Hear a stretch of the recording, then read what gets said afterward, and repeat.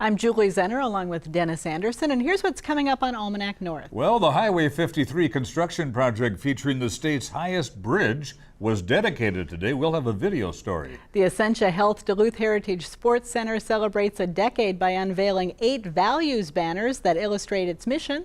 And local dark sky advocates have a week of events planned to draw attention to the issue of light pollution. These stories and more coming up on the season premiere of Almanac North.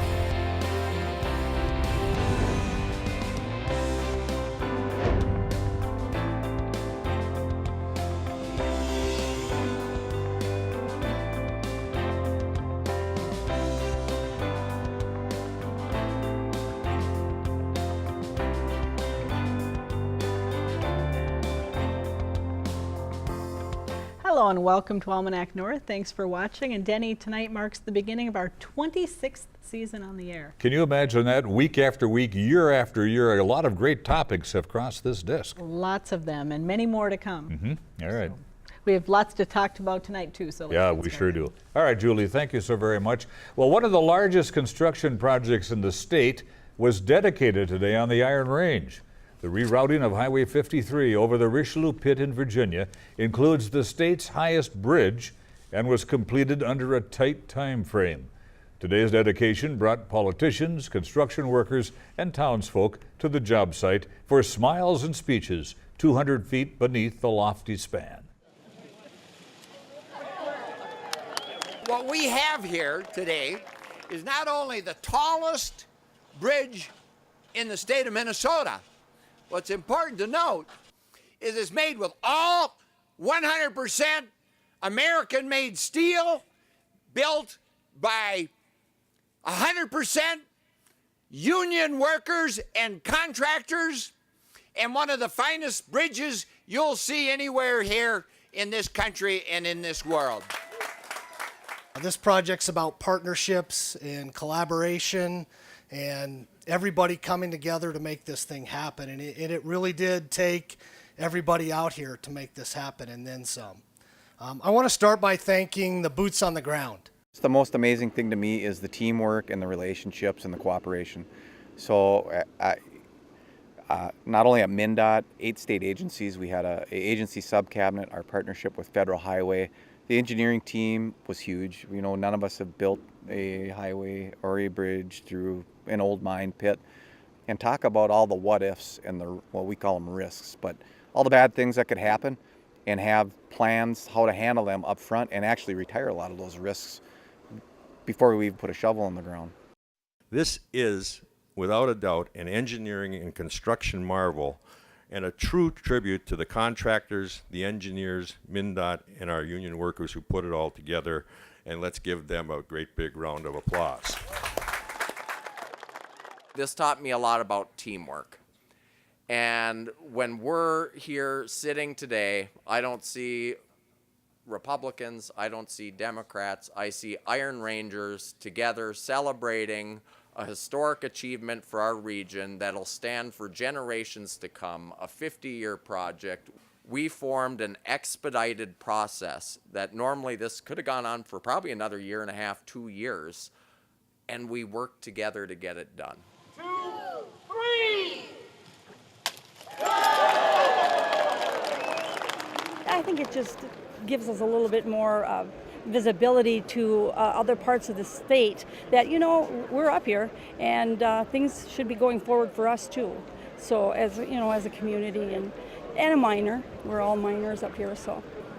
It keeps EVTAC alive, and when you think about the amount of steel that went into this bridge, and it's all American steel made with iron ore from this area, it shows the importance of this area and how we keep not just here alive, the whole United States, the whole world. We got steel going all over the world from our mines.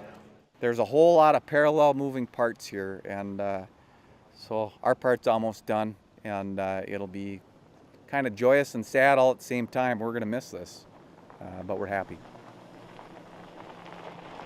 Well, the highway project should open this weekend, weather permitting, as they finish work on approaches and connections through Virginia. Workers have already begun removing the old road bed to make room for future mining expansion. This past Saturday, there was a celebration at the Essentia Health Duluth Heritage Sports Center. 8 large banners were unveiled, each representing a value that the center embodies. The event celebrated a decade of the community center, built through the vision and hard work of many volunteers. And here with more is Pat Francisco, chair of the Heritage Sports Center Foundation Board. And Shannon Cornelius is a member of the Duluth Heritage Sports Center Foundation Board as well. And thanks to both of you for coming in. A real milestone year for the center. Congratulations. Well, thank you. Pat, you, talk about the role that the facility is playing in the community these days. Well, you know, it's a Duluth Heritage Sports Center, the Essentia Health Duluth Heritage Sports Center, but it's a community center. There's not only tons of activities for kids, there's the Boys and Girls Club is housed in the facility. There's sports camps all year round. Kids play soccer in it. There's certainly hockey. There's a home for the Duluth High School hockey teams, girls teams and the boys teams. But it also has city recreational opportunities. The city uses it all the time for adult programs and so forth. So it's I mean, there's everything. There's car shows, there's dog shows, there's all sorts of stuff. It's just a great venue. It's getting used. Yes. Shannon, tell us about the Values Campaign. What is that? It's 8 essential values that we just feel are really, really important and just core to just humanity, really.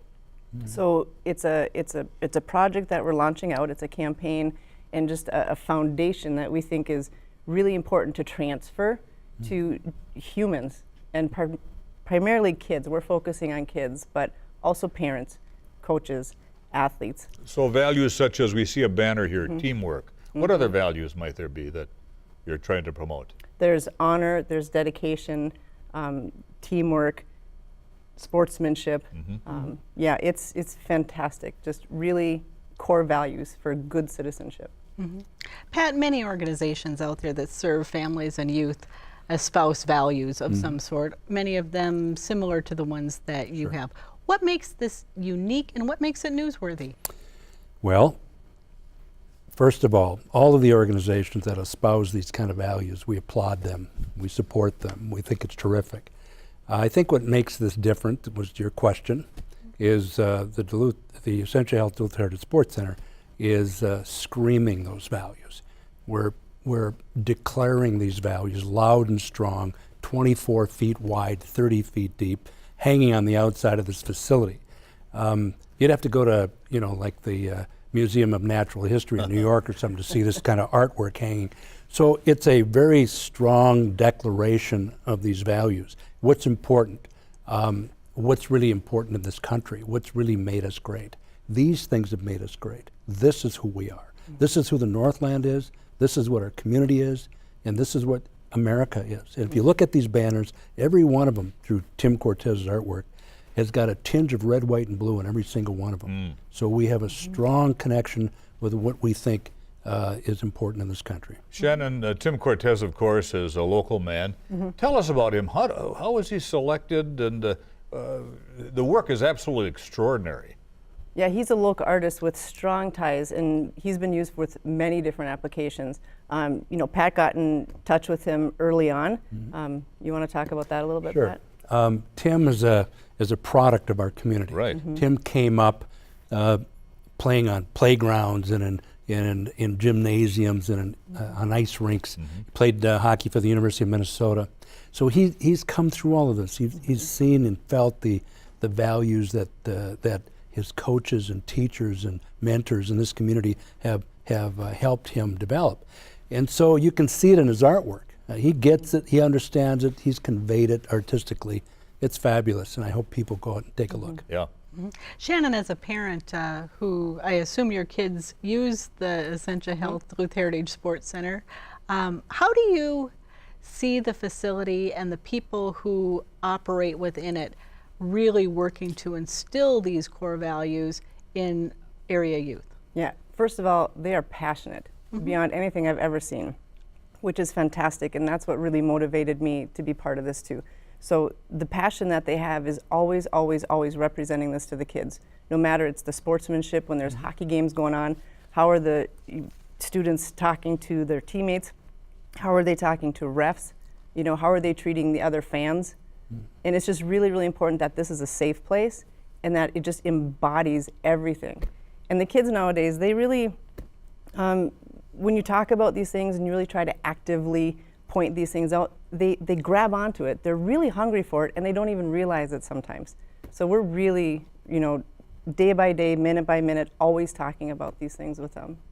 I've been in the center many times watching hockey games, and sometimes when you're in there, somebody will be in there for the very first time, or a team from out of town will be there, and there's this kind of wow factor.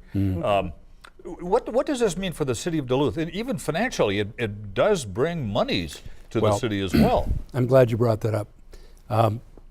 When we first started, when there was nothing there, when there was a rusted, broken down, former proud industrial site, manufacturing site, there was nothing there. And we put an ad in the paper in 2006, and I have copies of it, and it says, "Can you see this?" And it has the Heritage Center at the middle, and then it says, "A place for kids to learn and grow." Check. $30 million infrastructure development in the area. Check. $20 million addition to tourism in this community, minimum. Check. Really? On and on and on and on around that. Check, check, check, check. So I say for the community, lots of people, lots of volunteers. The city of Duluth helped. The state of Minnesota helped.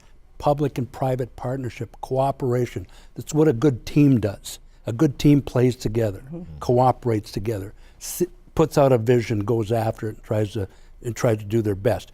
This community did that with that center. And economic development is one of it. In fact, we won the 2008 Economic Development Award in the state of Minnesota. One award, one city, Duluth. So that's a community award. That should be a source of pride for many people in this town.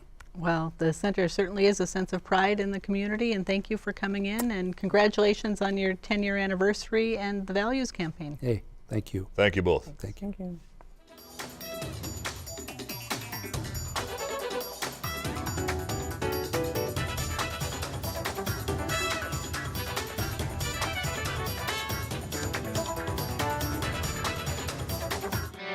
Now, let's dig into our news file archive for a look at what was making news 25 years ago this week. The closing of I-35 in Duluth won't mean you'll be able to drive faster on city streets, but the Department of Transportation is using a race car in a commercial it shot today. The idea is if you can convince Northlanders that the detours are the fastest way through the city, they'll cooperate better with the construction delays. Well, when one person decides they want to make up their own route, probably when you're talking that many people, there's a whole lot of other people that have the same idea. And that can cause serious traffic congestion.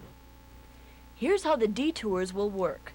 People traveling to the North Shore will go up Mesaba Avenue to 2nd Street and then down 12th Avenue where it connects to London Road. Motorists heading south will have a detour at 14th Avenue East and follow 3rd Street across to Mesaba where it hooks up with the interstate. The Department of Transportation says it won't need more than 30 days to complete the final phase of construction on I-35 between 12th Avenue East and the tunnel. And when those last 2 blocks are finished, the U.S. will have an interstate that runs from 26th Avenue East in Duluth all the way to Laredo, Texas. Lisa Blagan, KDLH News.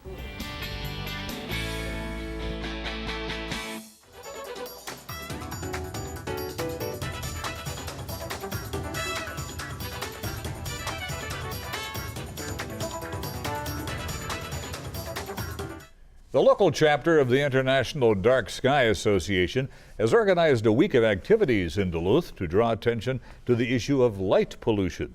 A number of free public events are scheduled, along with a day-long night sky seminar featuring national experts, bright LED lights installed in city streets, on city, county, and state highways has certainly drawn the attention of the group. Here to tell us more is Cindy Hakala, president of Starry Skies Lake Superior. Thanks for joining us tonight, Cindy. Tell us about your group and what the association is all about. Oh, thank you. Our group is Starry Skies Lake Superior. We're a chapter of the International Dark Sky Association, so we're a 501c3 nonprofit. And we've been around just since 2015, although several of our members have been active in this type of work for almost a decade. And we're entirely volunteer run. Now, the group, I understand, was formed in response to some of the lighting changes that have been taking place in the community and concerns over losing the dark sky. What are those concerns specifically?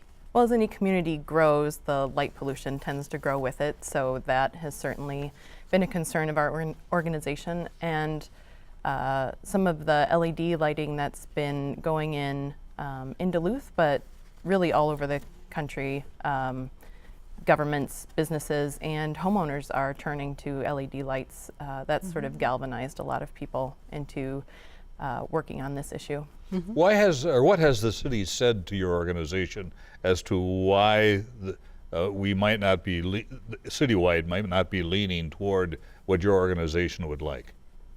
Well, I'm not sure the city has addressed that question directly with us. They were generous and had a public meeting where we were able to voice some concerns, but I believe the city, before they really had heard from us about the technical aspects of what we really wanted in an LED light, they had already sort of gone ahead with their purchasing and contracts. And so the ball was already rolling. Now, a city, of course, is responsible for keeping the streets and the sidewalks well lit so that people can walk safely and that they feel securely. But when does the nighttime outdoor lighting kind of cross that line, in your opinion, between what's appropriate and necessary and what becomes light pollution? Yeah, so our organization is certainly for lighting the ground. We don't want to be no light. We want light to be where it's needed and where it's appropriate. So we want people to be able to see where they're going, not walk into obstacles.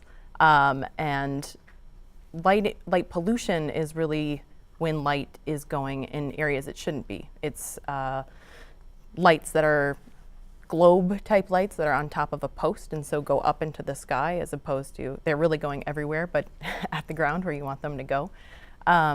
So we want to see lights that point down, first of all, and also with the LED lights that we see, they're 4,000 Kelvin temperature, which is a very blue-white light, and we like to see warmer colors because those warmer colors don't have the blue light in them. The blue light travels much farther. That part of the light spectrum travels farther, and so the light pollution can go farther. Also, the blue light is what all light messes with our, it keeps us awake, but blue light is what really wakes us up. Do you see as a group this problem for the group is not only in the city of Duluth, but maybe spread out across the state? Oh, certainly. Light pollution and sort of the lack of knowledge about the technologies available is a worldwide problem, actually. That's why there's the International Dark Sky Association. And you can look at maps that show what the US looked like in the 50s, and there's big swaths of darkness, and you can see decade by decade the light pollution growing and creating a much, just sort of a ubiquitous glow, so that you have to go to really remote areas in order to see the Milky Way. Other than preventing people from seeing the stars clearly, what are the negative effects of over bright outdoor lighting? Is light pollution actually a threat to the environment? Is it a threat to human health, like some other forms of pollution tend to be? Light pollution wastes energy, so it's energy inefficient. It wastes money because you're spending money lighting areas that don't need to be lit. It's bad for wildlife. It works against their ability to navigate. A lot of animals evolved to be able to navigate by the stars or by the moon or something like that, and so it messes with that, and it's also bad for human health. Cindy, tell us about Night Sky Week coming up starting Sunday. Night Sky Week starts Sunday with the Sky Glow Project at Fitger's, and we have parties, star gazing parties going on all week. Some of the great folks from the Arrowhead Astronomy Association are bringing their telescopes for folks to look through, and you get a chance to do that. And then our big event, of course, is Thursday, and we have speakers that are nationally acclaimed, and some of those speakers are also Duluth favorites, like Astro Bob and Laura Erickson. What do you see as the benefits of people connecting with the night sky? Well, in an ideal world where there's no light pollution, you could go and connect with the night sky anywhere, no matter what you're doing, as long as it's night and it's clear out. You could go stargazing. It's a great opportunity to get out in nature, even if you're in the middle of the city, as long as there's no light pollution. Cindy Hakala, thank you very much for joining us. Appreciate you being here tonight. Thank you. Thanks for telling your story.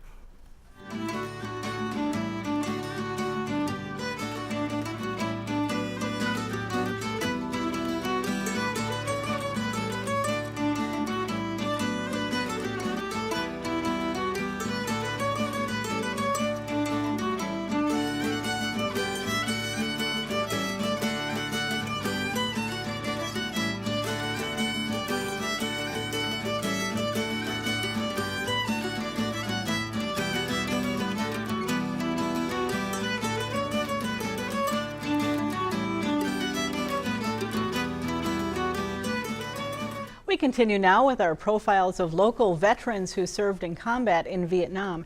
This week we feature a Stone Lake, Wisconsin man who worked in the Air Force Office of Special Investigations. Here's his story.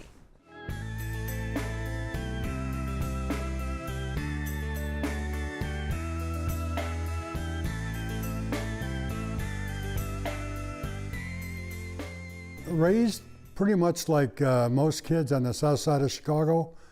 I got involved in sports at an early age, and that was the thing that got me into college. Nothing outstanding until I got an appointment to the academy. That was probably the biggest thing in my life. I was 18 years old and stayed from 63 through 66, and then did 4 years afterwards with a year in Vietnam. So I had a total of 8 years in the Air Force. I tried to become a pilot. I couldn't because I was color deficient. I chose to get involved with an outfit called the Office of Special Investigations. It was called OSI. And I stayed with them for 3 years in San Antonio, Texas, where I ran background investigations for top secret clearances. In 1970, I volunteered for Vietnam. And, well, I was already a volunteer because of the academy. But I was chosen to go to OSI District 50 in Saigon. And my primary duty there was not so much a criminal investigator. I was to run lie detectors or polygraphs. They were normally enemies, or they were what we call Chu Hois. That was the program of repatriation, where we would pay money to the North Vietnamese to repatriate to the South and help us learn about intelligence matters. I used interpreters or translators to help me get over the language barrier, because if I was asking a Vietnamese about whether he committed a particular crime or whether he raped a woman or whether he dealt narcotics, you had to use his language. I did go up with the troops occasionally. We would run polygraphs literally in trenches. So we had a battery-operated polygraph. Those weren't much fun because you had the sound of war all around you. This one fellow, I said he was too upset to take a test. He was what we call inconclusive test results. But I also heard the retort of a weapon outside the tent. So I carry that to this day too.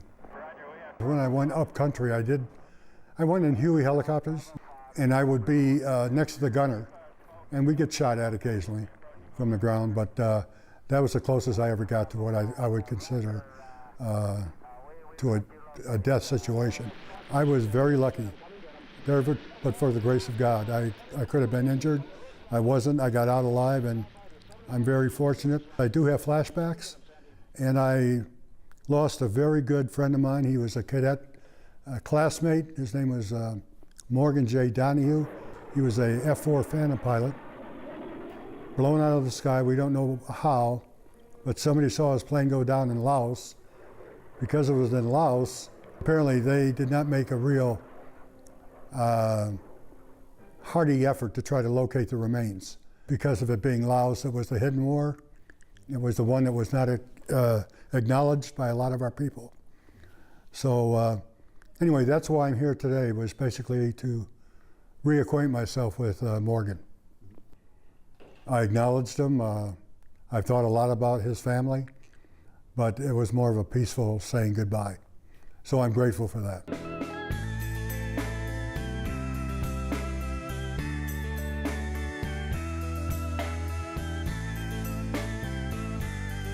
And coming up right after our show, you will want to stay tuned for a half-hour WDSE documentary remembering the Vietnam War.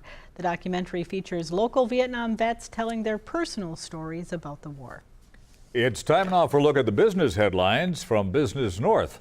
Epicurean, a manufacturer of kitchen cutting boards and kitchen tools, has opened its new headquarters on Connors Point in Superior. Its 60,000 square foot building has been used by a variety of wood products manufacturers over the years, most recently Woodline. The privately owned company outgrew its former West Duluth space. The new facility on Connors Point offers more than triple the square footage. Northland College President Michael A. Miller announced he will retire when his contract expires on June 30th next year. The 62-year-old Miller is the 13th president of the Ashland College. During his 7 years, Miller brought in 4 new college academic centers, and he expanded the athletic program, adding women's hockey, men's and women's lacrosse, men's and women's golf, and constructed a new stadium. A search committee made up of trustees, faculty, and students has been formed to find Miller's replacement. Mesabi Metallics and its successor Chippewa Capital Partners have filed a lawsuit against Cleveland Cliffs. The suit claims Cliffs has interfered with its contractual and business relationships and violated Minnesota antitrust laws. The plaintiffs contend Cliffs has long coveted the mineral rights at the former Esser mine in Nashwauk. They say Cliffs has engaged in illegal attempts to obstruct them from completing a processing plant. Some contractors were denied future work for Cliffs if they worked on the Nashwauk plant, they allege. The suit is seeking financial damages along with a court order restraining the company from the alleged activity. For more on these and other stories, visit businessnorth.com. Call now if you have a comment. Dial 218-788-2849 to leave a message. You can also send an email to almanacnorth@wdsc.org and visit the WDSC website for the latest program and schedule information and to keep up with events and happenings here at the station. And Denny, I can't wait to see that new Highway 53 bridge for the first time. Not a huge fan of heights, but it looks pretty impressive. I'm with you. I can't wait to see it. And I'm looking forward to that first drive. Yeah, we'll have to make a trip up there. Yep. For Denny and the crew here at WDSC, I'm Julie Zenner. Have a great weekend. We'll see you next time.